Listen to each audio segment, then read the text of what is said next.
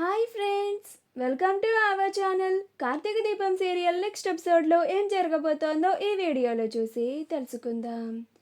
పోలీసులకి గౌతమ్ పేరు చెప్పిన దీప అసలేం జరిగింది అని తెలుసుకోవడానికి ఈ వీడియోని స్కిప్ చేయకుండా ఎండ్ వరకు చూసేయండి. పోలీసులు దీప దగ్గర వాంగ్మూలం తీసుకోవడానికి హాస్పిటల్కి వచ్చి దీపని ప్రశ్నలు అడుగుతూ ఉంటారు.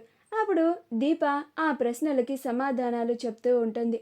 అలా ఎస్ఐ గారు ఇంకొకసారి ఆలోచించి చెప్పండి, మీకు ఇంకా శత్రువులు ఎవరైనా ఉన్నారా, మీతో ఎవరైనా ఇంతకుముందు గొడవ పడ్డారా అని అడుగుతూ ఉంటారు. అప్పుడు దీప లేదండి అని అంటుంది. అప్పుడు ఎస్ఐ గారు మరొకసారి ఆలోచించి చెప్పండి అని అంటారు. అప్పుడు దీప ఒక 2 నిమిషాలు ఆలోచించి నేను బాగా ఆలోచించే చెప్తున్నాను ఎస్ఐ గారు, ఎవరు నాతో గొడవ పడలేదు కూడా, ఆ జ్యోత్స్నతోనే నేను గొడవ పడ్డాను. పైగా ఆ జ్యోత్స్న నన్ను చంపాలని అనుకొని ఉండదు, జ్యోత్స్న చాలా మంచిది అని చెప్తూ ఉంటుంది. అప్పుడు కార్తీక్ ఆ జ్యోత్స్నకి నిన్ను చంపాల్సిన అవసరం ఉంది దీప అని అనుకుంటూ ఉంటాడు. అప్పుడే దీపకి గౌతమ్ గుర్తుకు వస్తాడు. ఎస్ఐ గారు గౌతమ్ అని గౌతమ్ పేరుని చెప్తుంది. అప్పుడు ఎస్ఐ గారు గౌతమా అని అంటారు. అప్పుడు దీప అవును ఎస్ఐ గారు, ఆ గౌతమ్తో నేను గొడవ పడ్డాను. గౌతమ్ జ్యోత్స్నని పెళ్లి చేసుకోవాలి అనుకున్నాడు. ఆ గౌతమ్ మంచివాడు కాదు అని అతని నిజస్వరూపం అందరి ముందు బయట పెట్టి జ్యోత్స్నతో జరగాల్సిన గౌతమ్ పెళ్లిని నేనే ఆపాను. అప్పటి నుంచి గౌతమ్కి నేనంటే కోపం, నన్ను బెదిరించడానికి మా ఇంటికి కూడా వచ్చాడు అని అంటుంది. అప్పుడు కార్తీక్ నిజంగానే గౌతమ్ చేయించి ఉంటాడా, అయినా గౌతమ్కి దీపని చంపాల్సిన అవసరం ఏముంది అని ఆలోచిస్తూ ఉంటాడు. ఎందుకని నేను వేరే కోణంలో ఆలోచించకూడదు, జ్యోత్స్ని గౌతమ్ చేత ఇలా చేయించి ఉండొచ్చు కదా.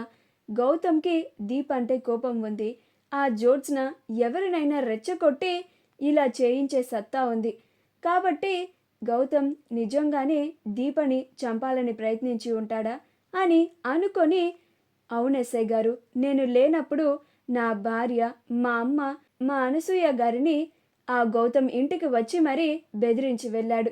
మర్యాదగా అతని విషయాల్లో జోక్యం చేసుకోవద్దు అని చెప్పాడు. లేకపోతే దీపని చంపేస్తాను అని కూడా బెదిరించాడు అని అంటాడు.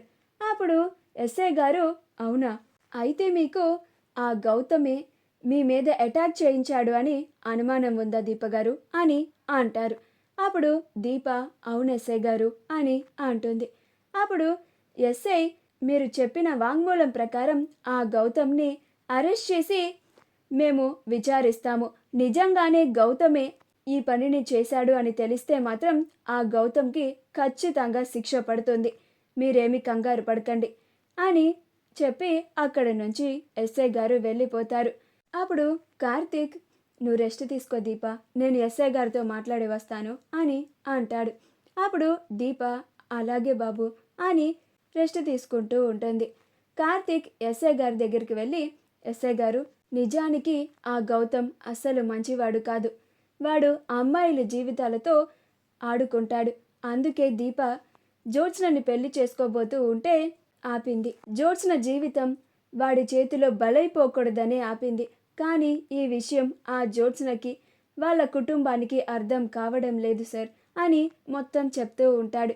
మా వీడియో కనుక మీకు నచ్చినట్లయితే లైక్ చేయండి, షేర్ చేయండి, మా ఛానల్ని సబ్స్క్రైబ్ చేసుకోండి, పక్కనే ఉన్న బెల్ ఐకాన్ని క్లిక్ చేయడం మాత్రం మర్చిపోకండి.